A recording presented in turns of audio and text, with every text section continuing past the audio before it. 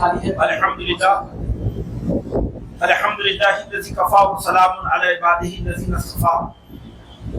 اما بعد فاعوذ باللہ من الشیطان الرجیم. بسم اللہ الرحمن الرحیم. لن تنالوا البر حتى تنفقوا مما تحبون وما تنفقوا من شيء فإن الله به عليم.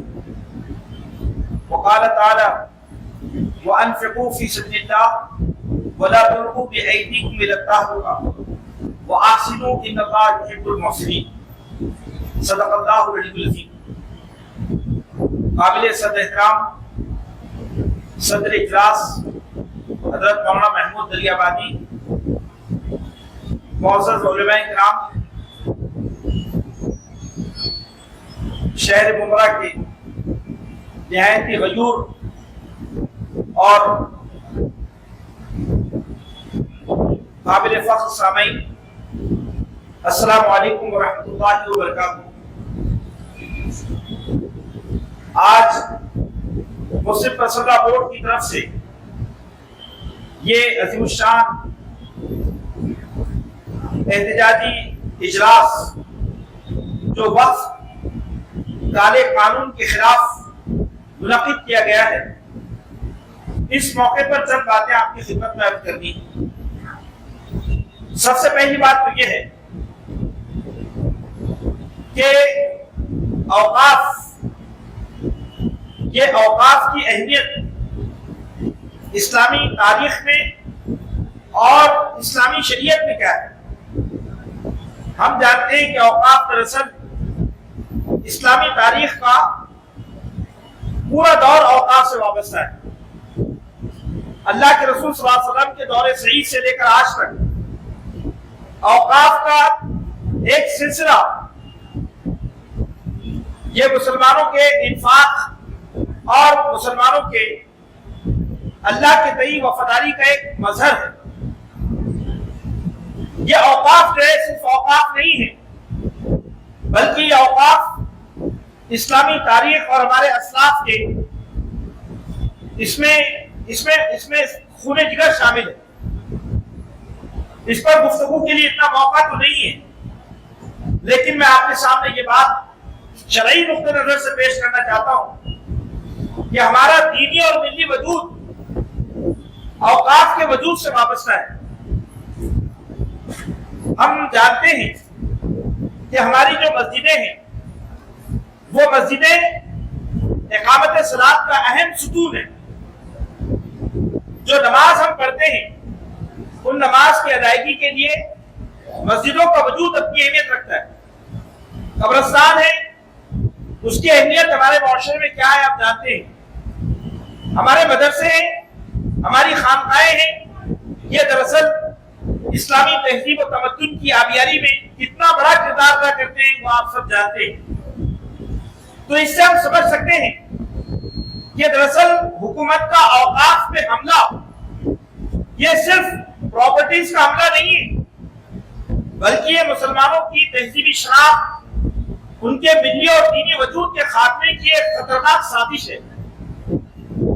تو اسے ہمیں اچھی طرح سے سمجھنے کی ضرورت ہے کہ اس سازش کے پس پردہ جو گھناؤنے مقاصد کام کر رہے ہیں ان کا ہمیں شعور ہر حال میں ہونا چاہیے، تاکہ ہمیں یہ معلوم ہو کہ ہماری یہ مخالفت کوئی جذباتی رد عمل نہیں ہے، بلکہ ہماری یہ مخالفت بھارت میں امت مسلمہ کے مستقبل سے وابستہ ہے، اسلام کے مستقبل سے وابستہ ہے. بھائیو، اس پر چند باتیں میں اختصار کے ساتھ آپ کے سامنے عرض کرنا چاہتا ہوں. نمبر 1 یہ ہے کہ یہ جو قانون ہے اس کا سب سے خطرناک پہلو یہ ہے کہ یہ قانون اوقاف کو خدا کی ملکیت نہیں سمجھتا. یہ قانون اوقاف کو یہ دراصل پبلک پراپرٹی سمجھتا ہے. دیکھیے یہ کتنی بڑی شریعت میں تبدیلی ہے.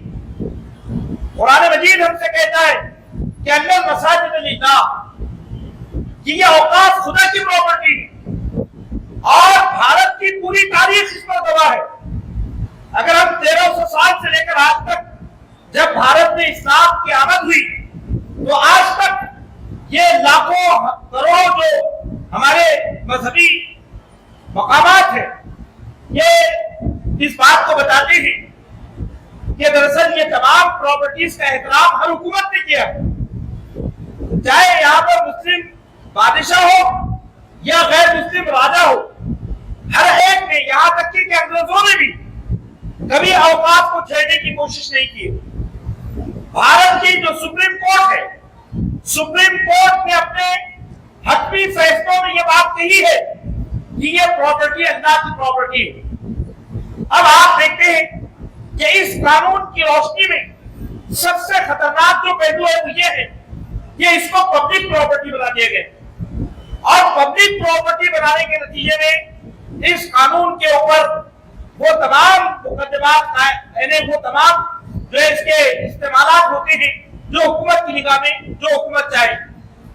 बुजुर्गान मोहतरम, हम देखते हैं कि ये जो कानून है वक्फ बोर्ड, इसमें हम इस बात को देखते हैं कि नंबर एक इन्होंने ये किया कि इसकी जो प्रॉपर्टीज है, इसकी जो कस्टोडियन, इसकी कस्टोडियनशिप, इसकी तवल्लियत को इसमें गैर मुस्लिमों को भी दाखिल किया है, गैर मुस्लिमों को इसमें दाखिल किया है। आप सोचिए कितना भोला बदात है कि पर्सनल बोर्ड में औकाफ में प्रॉपर्टी देने के लिए यह कानून कहता है कि 5 साल का पक्का मुसलमान होना जरूरी है। अगर कोई शख्स प्रैक्टिसिंग मुस्लिम नहीं है तो वो औकाफ में अब इस कानून के पास होने के बाद अब वक्फ नहीं कर सकता। लेकिन इस हुकूमत की मुनाफिकत देखिए कि वो प्रॉपर्टीज जो खालिसतन पक्के मुसलमान कर रहे हैं, उसके वारिस या उसके कस्टोडियन ये उन लोगों को बनाना चाहती है जो गैर मुस्लिम। ये कितनी बड़ी मुनाफिकत है। ये वक्फ करने वाला जो बंदा है, वो वक्फ करने वाला बंदा मुस्लिम हो, लेकिन उसका जो मुतवल्ली है वो मुतवल्ली गैर मुस्लिम भी होगा। ये एक चीज है जिसे हमें समझने की जरूरत है। इसी बुनियाद पर सुप्रीम कोर्ट ने यह सवाल पूछा कि क्या किसी हिंदू को मंदिर की ट्रस्ट में शामिल किया जा सकता है। तो ये जो भेदभाव है ये दरअसल भारत के दस्तूर के खिलाफ है, भारत का जो दस्तूर है उसके खिलाफ है। फिर इसी तरह से वक्फ बाय यूजर, ये वक्फ बाय यूजर का जो कानून है कि जिसमें ये चाहते हैं कि मुसलमानों के पास में जो प्रॉपर्टीज है जो सैकड़ों साल से उनके पोजीशन में है और जिसका इस्तेमाल मुसलमान कब्रिस्तान के लिए, नमाज ईदगाह के लिए या मुख्तलिफ मजहबी उमूर के लिए करते हैं, जाहिर सी बात है कि सदियों पुराने डॉक्यूमेंट्स अब हमारे पास नहीं है। सिर्फ इतनी बात है कि उसका इस्तेमाल इस पर गवाह है कि ये मुसलमानों के औकाफ है, तो इन्होंने उसे कानूनन खत्म कर दिया है। अब आपको ये साबित करना होगा कि ये प्रॉपर्टी आपकी, यानी आपके पास इसके डॉक्यूमेंट्स हैं। ये कोई अब एक तरह से सीए एनआरसी की तरह है कि डॉक्यूमेंट हो गए तो शरीयत साबित होगी। भाइयों, ये ऐसे खतरनाक कानून है कि जिसके जरिए से बड़े पैमाने पर हमारी मसाजिद, हमारी दरगाहें, हमारे मज़ारात और हमारी खानकाहें और हमारे कब्रिस्तान सब दांव पे लग जाएंगे। और इसमें और भी कई चीजें हैं। चूंकि मेरा वक्त खत्म हुआ है, लेकिन मैं आपके सामने 2-3 बातें रखना चाहता हूँ। ये औकाफ में रियासती कंट्रोल और ब्यूरोक्रेसी के जरिए गैर शफाफ मुदाखलत, ये इसका बहुत ही जो है खौफनाक पहलू है कि इसमें जो वक्फ ट्रिब्यूनल है उसको खत्म किया जा रहा है और वक्फ ट्रिब्यूनल के पूरे इख्तियारात कलेक्टर के या डिप्टी कलेक्टर के हाथ में चले जाएंगे, जिसके नतीजे में औकाफ की जो प्रॉपर्टीज है उसकी बंटरबांट होगी। भाइयों, मैं आपसे ये बात अर्ज करना चाहता हूं कि ये औकाफ का जो तरमीमी कानून है ये मसवाद दस्तूर के खिलाफ है। ये दस्तूर हिंद में जो तमाम मज़ाहिब के मानने वालों को इक्वलिटी हासिल है, मज़ाहिब में मसावत है, ये उसके खिलाफ है। ये मजहबी आजादी को खत्म करता है और ये अक़लियतों के हुकूक को पामाल करता है जो आर्टिकल 26 से 29 तक में बयान किए गए हैं। लिहाजा हम ऐसे वक्त में पहुंच गए हैं کہ اگر آج ہم نے اس قانون کی مخالفت کے لیے اپنی صفوں میں اتحاد پیدا نہ کیا اور ہم نے پوری سنجیدگی کے ساتھ اس قانون کی مخالفت کو تادم آخر جاری نہیں رکھا تو تاریخ بھارت میں ہمیں کبھی معاف نہیں کرے گی۔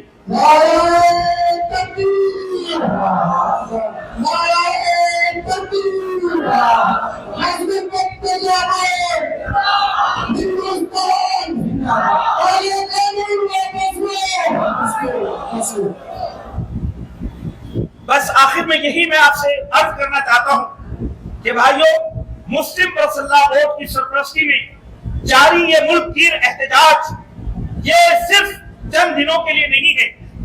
ہم نے یہ طے کر دیا ہے کہ جب تک اس قانون کو، اس سیاہ اور کالے قانون کو ہم جب تک ختم نہیں کریں گے ہم دم نہیں لیں گے، ہم تب تک رکیں گے نہیں۔ دراصل یہ امت کے وجود کا مسئلہ ہے، یہ بھارت میں ہماری ملی شناخت کا مسئلہ ہے، بہت خوفناک قسم کا قانون ہے۔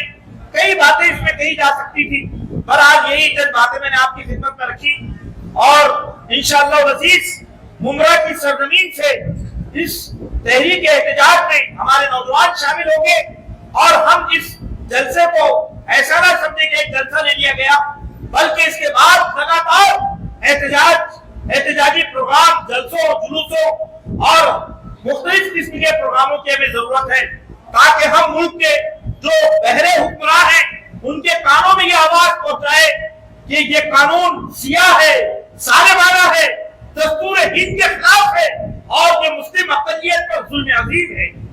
انشاءاللہ العزیز ہم سب مل کر اس قانون کو ختم کرنے کی بھرپور سیاسی اور جمہوری کوشش کریں گے انشاءاللہ۔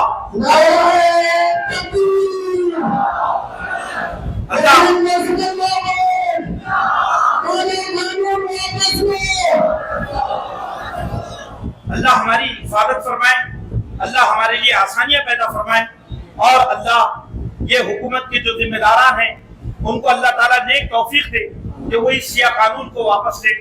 آمین یا رب العالمین۔ وآخر دعوانا الحمدللہ رب العالمین۔